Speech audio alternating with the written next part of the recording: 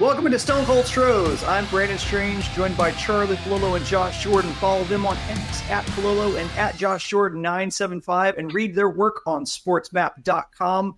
Click like on the video and subscribe to the channel if you haven't already. Click that bell for notifications so you know every time new content drops from us. If you're a Texans fan, the three of us launched our second season of Texans on Tap, our Houston Texans podcast. We'll be doing live reactions following every game this season, including this Saturday after Giants Texans. You can find that over on our other YouTube channel, SportsMap Texans, or in audio form at all your favorite podcast apps, as you can find this podcast as well there.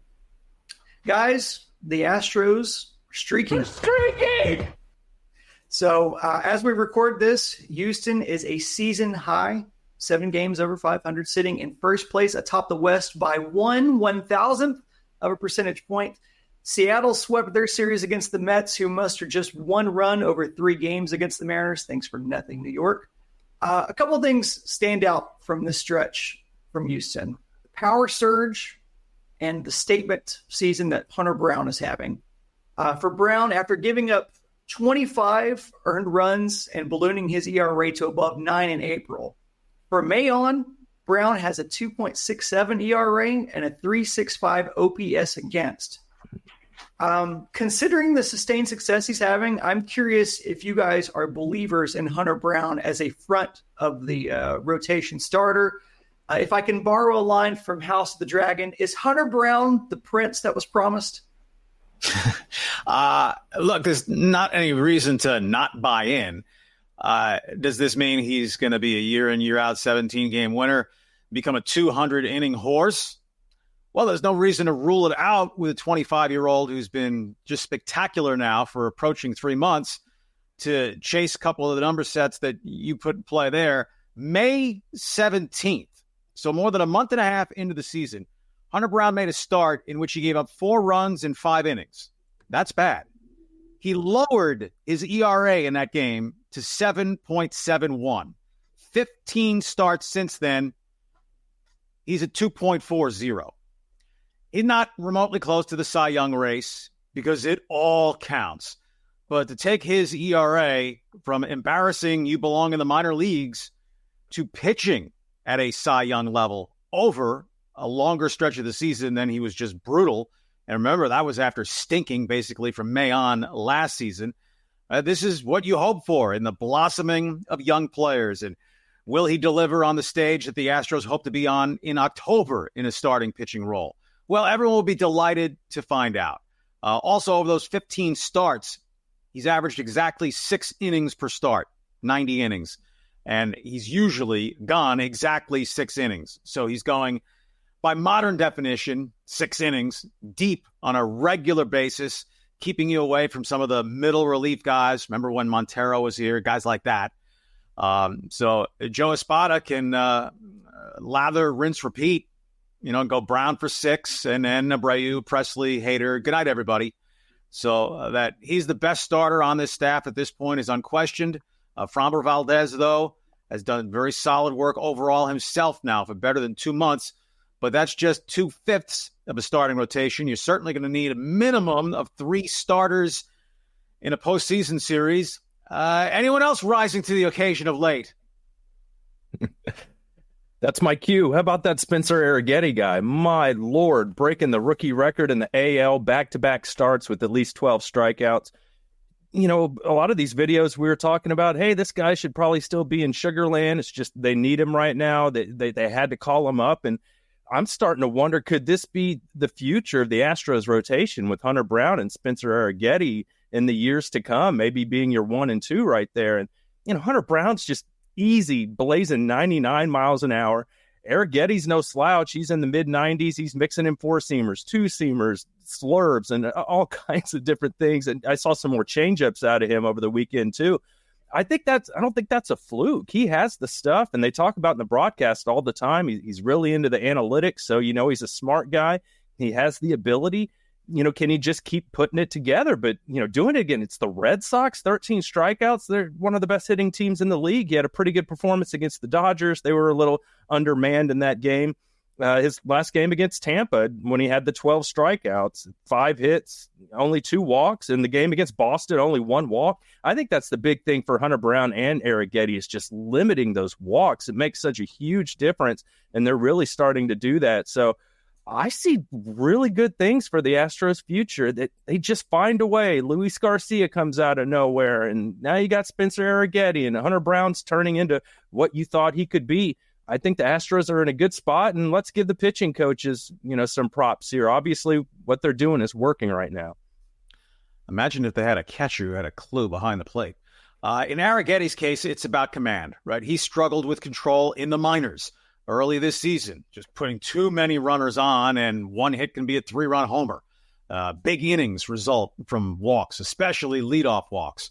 Hunter Brown was kind of curious the way he fell apart last year, because it's not as if he was wild other than occasionally in the strike zone, which can do damage against you too. Of special value for these two guys going forward, they're amazingly cheap labor, right? Hunter Brown's not even arbitration eligible until 2026. Arrighetti, you're talking 2 more years beyond that.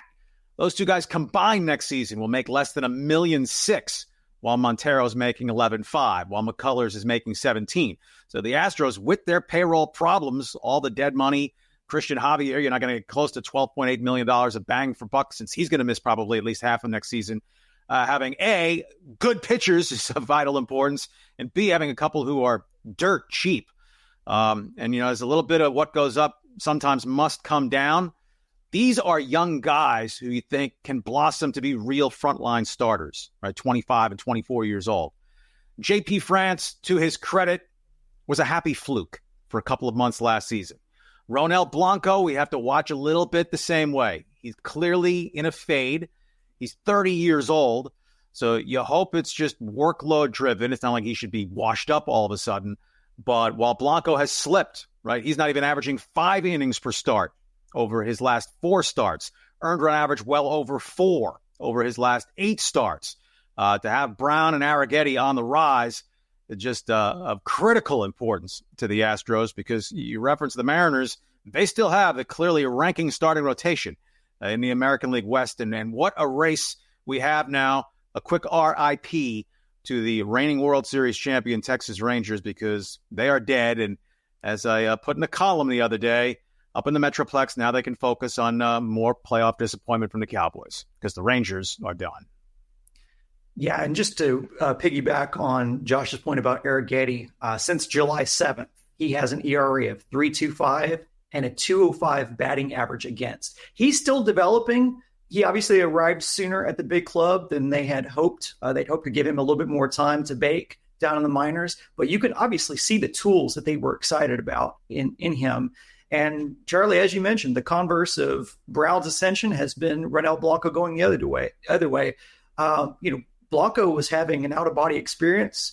He went into the All-Star break with a 2.56 ERA, and he's come way back to earth since the All-Star break. 5.68 ERA with an 8.11 OPS against.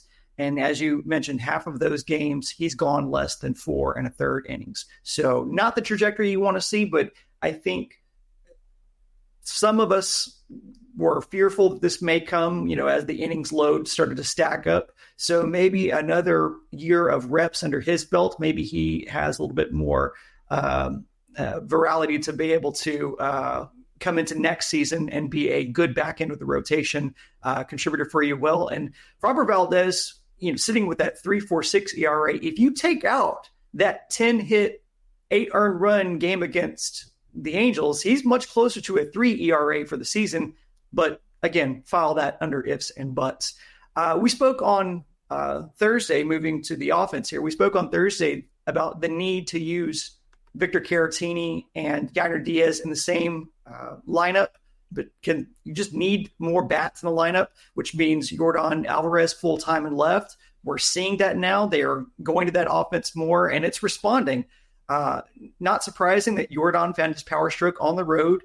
Yordan is hitting .438 with an OPS of over 1,500 in August. So that's pretty good. And we've spoken about Bregman's success in August. Right on cue, he's hitting .359 for the month with an OPS of over 1,000. So they're going to need it with Seattle's bats adding much needed spark to their offense. How do you see this race playing out over the next few weeks, especially as Houston's schedule continues to be challenging? Yeah, I think it's essentially a coin flip. The schedule favors Seattle, not lopsidedly, but it favors Seattle. Let's remember the Mariners have the clear upper hand right now for the tiebreaker, which last season got the Astros the division title over the Rangers. Unless the Astros sweep the 3-game series at Minute Maid Park, the last series of the season, Mariners take the season series, right? They just need one win here, and that would take care of it.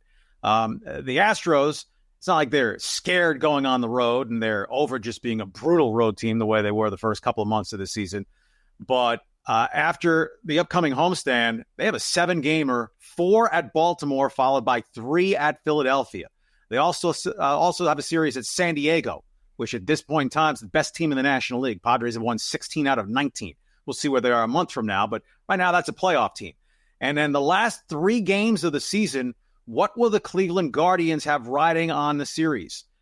Maybe they have everything wrapped up. They know they're the number 2 seed in the American League, and they're pulling Jose Ramirez after 5 innings, and they're pulling starting pitchers after 4 or 5 innings to gird for the playoffs. Or if the Twins or Royals are right there and Cleveland's going for it that weekend, that makes that series a lot tougher for the Astros. That's 4 of their 6 remaining road series after Tampa Bay.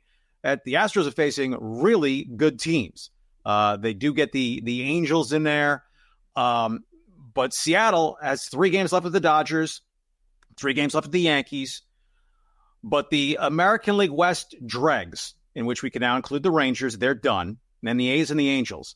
The Astros have 10 games left against the A's and Angels. They're done with the Rangers. The Mariners have 17 games left. 7 with the Rangers. I don't know if the defending but now dead World Series champs are going to get up to play spoiler against the Mariners in September. And it's not like that's some vicious rivalry. I mean, heck, if anything, from a fan standpoint, Rangers lay down so the Astros don't win the American League West. So you have the Astros pedigree and the expectation that in the end, they'll figure out how to win this division because it's been their division on lockdown for the better part of a decade. But Seattle's legit. That starting pitching is showing no signs of faltering. They have the better closer, Andres Munoz, over Josh Hader. And they pounded the Mets Sunday night in Julio Rodriguez's return. He went 0 for 5 with 5 strikeouts. But they're getting some contributions from the pickups. Randy Arozarena playing very well with the Mariners as he did the last couple months with the Rays. They get a little bit out of Justin Turner. Victor Robles has been a real surprise since they picked him up. So Julio off that ankle, they're going to DH him, build him up to speed. I think this race is going down to the last week of the season without question. For me with the bats, it'll be this Rays series because we just played the Rays not that long ago, only scored 5 runs in 3 games in that series. So are the Astros going to be able to keep that offense going after, what they just did to the Red Sox? I think that'll be big. Brandon, you mentioned Yordan. He's now played 5 straight games in left field. That looks like something that they're going to keep doing because it's working. So Chandler Rome had some interesting thoughts in his column this week about how much Breggy and Altuve have been playing. They've played at least 960 defensive innings this year. Only 20 other players have done that. And we got to see on Sunday that with Yordan in left field, they were able to give Altuve a day in the DH spot, get him off his feet a little bit, let Dubon play some second base. So we've been saying that all year. Like, can we get Altuve in his 30s, just maybe a DH spot, a half day off, whatever you want to call it. And we saw that happen. That was good to see. It's also good to see DeCinzo and Caratini have started together twice in the last 4 games. So I think that's a recipe for success. I know DeCinzo's not, lighting it up. He's not Babe Ruth or anything, but you see the power. You see he's actually playing a pretty nice first base. I just think he gives something to the offense. He gives them a chance because look at what the other options are right here. Last 30 games for Dubon, hitting 137. Last 30 for Chaz, hitting 175. Singleton at 235, but that's just kind of basically who he is, right? And then you look at Myers' last 30 games, hitting 196. We haven't seen much from Pedro Leon, but look what happens when Breggy and Yordan and Altuve get going. You don't need all the other guys to be heroes. You just need DeCinzo to be decent. Just give you something every now and then. And he's doing that. So I'd like to see them continue playing him. You never know. You bring up young blood towards the end of a year. Sometimes they can just kind of take off and play over their heads a little bit. I know he's only hitting in the 230s right now, but he's had such limited at bats. We got to see a bigger sample size before we pass too much judgment there. But I like the way this is going. Caratini, we'll see. I just don't think they're ever going to play him at first base, but he's been really good, man. I like these lineups, and being able to put Yiner in there, DH, seems to be working. I'll be really curious to see when Kyle Tucker does come back. Are we still going to see Jordan in left field every day? I'll be watching for that. The Astros lineup after the cleanup spot remains very weak. You're just hoping to scratch together a little production. Jeremy Pena is not a legit 5-hole hitter, and they're just grab backing and hoping, right? Jake Myers every once in a while run into a mistake and hit a home run. Chas McCormick used to be able to do that. Josh gave numbers on some of the other guys. Maybe Aledmus Diaz is saving it all up for one magical September moment. It's absolutely essential that the top 4 produce. Altuve ended his home run drought. Does he have a finishing kick second wind after all the workload on his now 34-year-old body? Alex Bregman, yes, August Breggy, over the last 5 games entering the Rays series, 5 consecutive multi-hit games. But of note, Alex Bregman's not had a good September since 2019. But he's put together these massive Augusts, and then he played 161 games last season. I don't know if he peaks physically in August, catches his second wind, and then it blows away in September. But let's put Alex Bregman, and by the way, a salary drive, under the microscope when the calendar turns to the last month of the season. Because as I said, it's been 5 years since he had a good September.